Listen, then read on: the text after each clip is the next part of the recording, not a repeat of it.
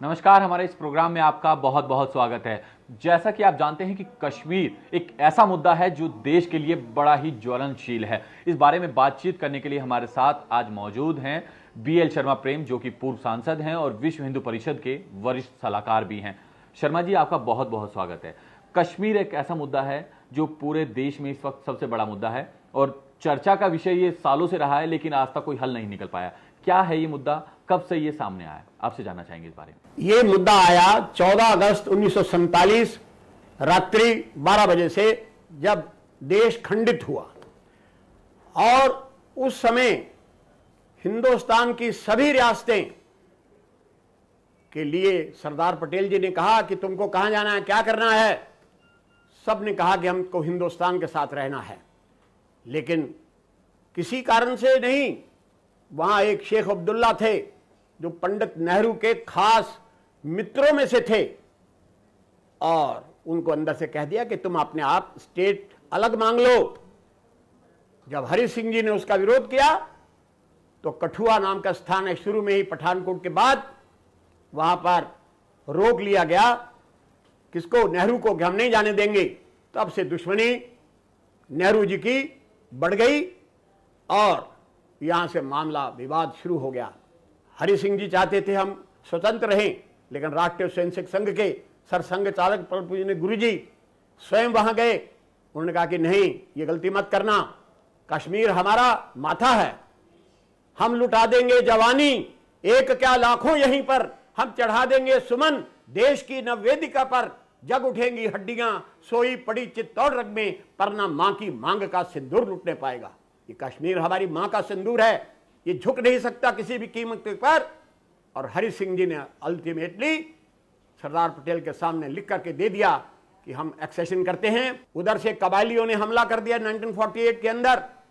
कबायलियों के हमला होते सारी मैं आज सारी दुनिया को बताना चाहता हूं कि जो जम्मू कश्मीर की स्टेट की मुस्लिम आर्मी थी, वो सब महाराजा हरि सिंह को छोड़कर और जाकर कबायलियों के साथ मिलकर, it is on the record. इतना ही नहीं तो डॉक्टर श्यामा प्रसाद मुखर्जी ने कहा कि हम सत्याग्रह करेंगे। ये है डॉक्टर श्यामा प्रसाद मुखर्जी, भारतीय जनता पार्टी के वन ऑफ द फाउंडर्स। ये है, यहां से होती है शुरुआत, यहां से बात प्रारंभ होती है। फिर कहा कानूनी बात लगाओ। हमारी सेनाएं, हिंदुस्तान की सेनाएं कैसे वहां उतरे? वहां कोई भी एयरपोर्ट नहीं था। आरएसएस के 2200 कार्यकर्ताओं ने, मैं सियालकोट का रहने वाला हूं, मैं जम्मू में था, हम लोगों ने तैयार करके पहला हवाई जहाज टट्टू ग्राउंड पर उतारा। और जब सेना कबायलियों के पीछे लगी, हिंदुस्तान की सेना को बढ़ते हुए को रोक दिया गया, उसको सीज फायर कर दिया गया। तब से ये इस देश के अंदर कश्मीर अलग हो गया। अब लोग बोलते हैं इसका हल क्या है? आप ये याद कर लीजिए, आप किसी को अपीज करके कभी बात नहीं कर सकते। विधानसभा में पास हो गया, धारा 370 लगाओ, स्पेशल दर्जा दे दो, ये हिंदुस्तान का अंग है। आप कभी जाइए श्रीनगर, मैं तो 20 बार गया हूं। श्रीनगर के लोग बोलते हैं आप इंडिया से आए हैं, आप हिंदुस्तान से आए हैं, ये शुरू से 50 साल से बोल रहे हैं।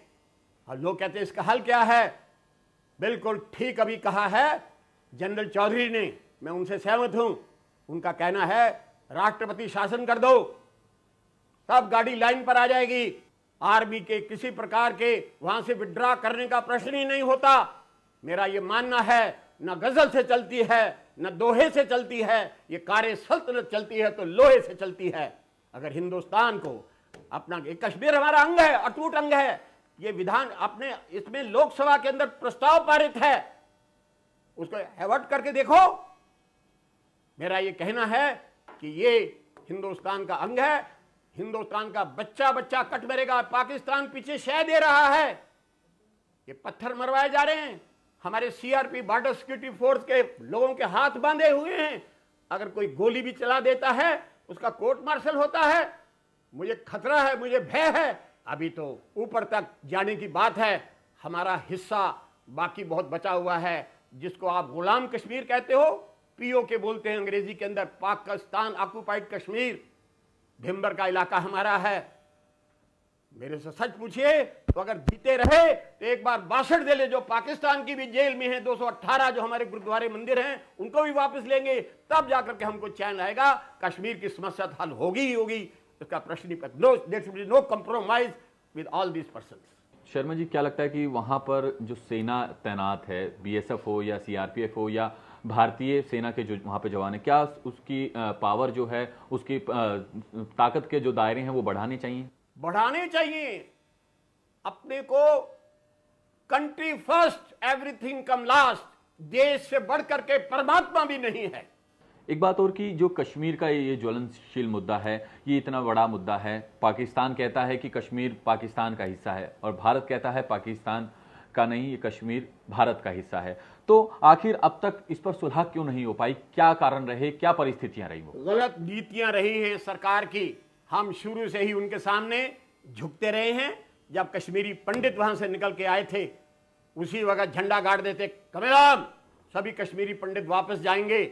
मेरा यह कहना है कि दुनिया के अंदर शस्त्र और शास्त्र है, और ये समस्या का हल इतना ही है कि हम किसी के सामने ना झुके, सब आपको जीजा जी बोलेंगे। एक बार हो कि सरकारी जो नीतियां हैं उनमें कहां कमियां रही, किस तरह से उन नीतियों के कारण चूक हुई? सरकार की सबसे नीति है कमी in the name of minorities. हाय हाय हाय, शक्तिशाली को साथ कोई बात नहीं, मतलब कोई शक्तिशाली की संसार के अंदर चलती है, अपने दुर्बल को कोई नहीं मानता, और मजबूत रखे अपने, एक एक नहीं हो सकता, सब गाड़ी लाइन पर है। हिंदुस्तान की आर्मी विश्व के नंबर 2 की आर्मी है, लेकिन ठीक है पाकिस्तान उकसा रहा है, फलाना उकसा रहा है, ये उकसा रहा है। पाकिस्तान तो शुरू से उकसा रहा है, उसकी तो इच्छा दिल्ली लेने की है, और हमारी इच्छा है एक बार रावलपिंडी तक जाने की। फैसला तो तभी होना है, फैसला वही होना है, लिख लो, आज लगा लो, कल लगा लो।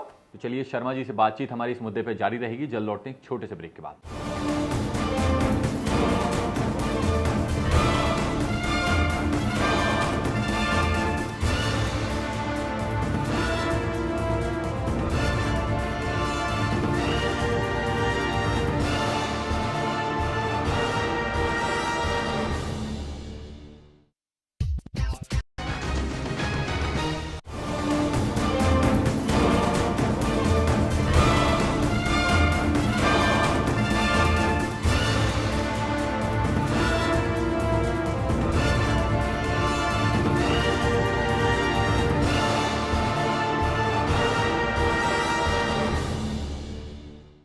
ब्रेक के बाद एक बार फिर आपका स्वागत है। कश्मीर मुद्दे पर हम शर्मा जी से बातचीत कर रहे थे।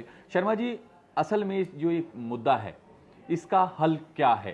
किस तरह से इस पूरे मुद्दे का हल निकल सकता है? देखिए जी, बात यह है, मैंने तो शुरू में बतला दिया, या तो वहां पर एंटायर आर्मी रूल हो जाए, या गवर्नर का वहां पर राज्य हो जाए। एक बात और कि जो ये पूरा मुद्दा है, पहले भी हम इसे सुलझा सकते थे, लेकिन अब तक इन्हें नहीं सुलझा, जिसके कारण देश आज भी आतंकवाद का शिकार है। उस बारे में आपसे क्या कहेंगे? आतंकवाद का शिकार का कारण क्या है? देखिए, जिहादी इस्लामिक आतंकवाद वर्ल्ड को धमकाया हुआ है उसने। अब लोग जिहाद क्यों? उन्होंने सारे विश्व को 2 हिस्सों में बांट रखा है, एक है दारुल इस्लाम, दूसरा है दारुल हर्ब। इस असलियत को विश्व का इतिहास ये बतलाता है। केवल एक हिंदुस्तान है, वहां कवि मान गया 712 से लेकर आज तक टक्कर मार करके रह गए। एक हाली हुआ कवि, वो कहता है, दीने हजाजी का बेबाक बेड़ा, न जूह में अटका न सूह में भटका, किए पार जिसने 7 समंदर, वो आकर दहाने गंगा में डूबा। और हिंदुस्तान का मुसलमान है भी कौन? ये तो हमारा ही भाई है। हमारा तो कहना है कि आ जाओ, मौका खूब आया है गले सबको लगाने का, अगर तुम भी गले से लग जाओ तो समझो ईद आई है। इस देश को अपनी मातृभूमि, पितृभूमि, पुण्यभूमि मानो। राम और कृष्ण तुम्हारे पूर्वज हैं। जिस दिन ये मदरसों के अंदर मौलवी मुल्ला पढ़ाना शुरू कर देंगे, इस देश का कल्याण हो जाएगा। तो यानी कि साफ है कि जो जिहाद का नाम दे दिया गया है, उसमें उसके कारण ही आज हम इस दौर पर खड़े हैं। साफ है। एक बात और आपसे जानना चाहेंगे कि देश में कोई ऐसा साल नहीं जाता जब कोई बम धमाका ना जाता होता हो, या फिर कोई आतंकी हमला देश पर ना होता हो, चाहे वो किसी भी राज्य के। अगर हाल ही की बात करें तो मुंबई पे इतना बड़ा हमला हुआ, उसके बाद पाकिस्तान से फिर भी जो है भारत सरकार बिल्कुल विनम्र एक प्रार्थना सी करिए, हमें वो इंसाफ दे दो जो उसके साथ उस पूरे मामले पर आतंकी जुड़े हुए हैं, हमें उनको देश में लाना है, तो आप हमारा साथ दीजिए। उस बारे में आपसे क्या कहेंगे? बुज़दिली है 99.9 जिहादी इस्लामिक आतंकवाद के माध्यम से ब्लास्ट हुए हैं। It is on the record. जो जिहादी इस्लामिक आतंकवाद नहीं तो क्या है? तो यानी कि साफ है कि ये पूरा मामला अगर देखें तो राजनीतिकरण से जुड़ा हुआ है। आपने कमाल कर दिया, मुट्ठियां बंद करके रोएंगे। मैं 81 साल का हूं, मैंने पाकिस्तान बनते हुए देखा है।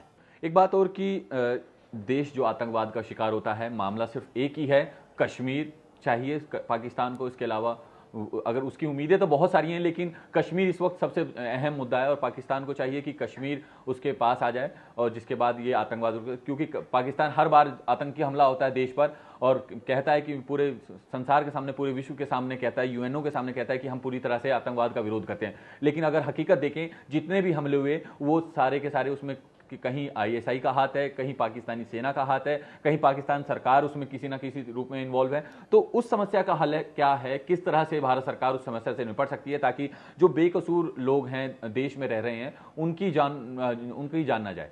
उनकी निगाह केवल कश्मीर में नहीं है। सिम्मी ने एक जारी किया है नक्शा।